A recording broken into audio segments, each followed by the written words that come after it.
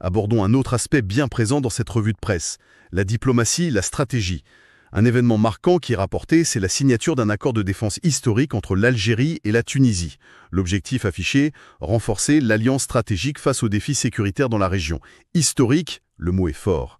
Qu'est-ce que ça peut vouloir dire concrètement? Le terme historique suggère en effet une portée importante, peut-être un approfondissement, une formalisation nouvelle de la coopération militaire, sécuritaire, entre deux pays voisins comme ça, qui partagent une longue frontière et qui font face à un environnement régional très instable. On pense au Sahel, à la Libye.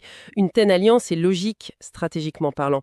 Elle vise sans doute à mieux coordonner la lutte contre le terrorisme, contre la criminalité organisée transfrontalière, peut-être aussi à mieux gérer les flux migratoires ou à aligner les positions sur les crises régionaux.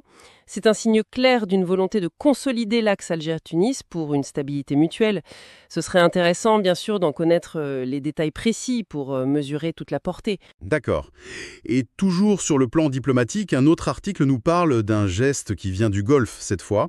Le prince héritier saoudien Mohammed Ben Salman aurait envoyé une lettre personnelle au président Tebboune, remise par l'ambassadeur saoudien à Alger. L'article évoque une possible nouvelle page dans les relations Algérie-Riad. Ça aussi, c'est un signal à regarder de près, hein, les relations entre l'Algérie et l'Arabie saoudite. Bon, elles ont eu des hauts et des bas historiquement, mais elles restent fondamentales dans le monde arabe et aussi pour les équilibres énergétiques mondiaux. Je pense à l'OPEP, l'OPEP+.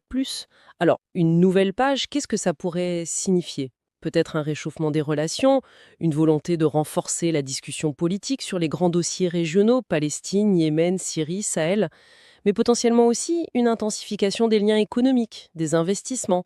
Riyad est un acteur majeur, donc un rapprochement ou une consolidation des liens, ça a toujours des implications multiples pour l'Algérie. On voit donc une Algérie qui est active sur le plan diplomatique, à la fois avec son voisin direct et avec une puissance clé du Golfe. C'est intéressant de voir ça en parallèle des ajustements économiques dont on parlait.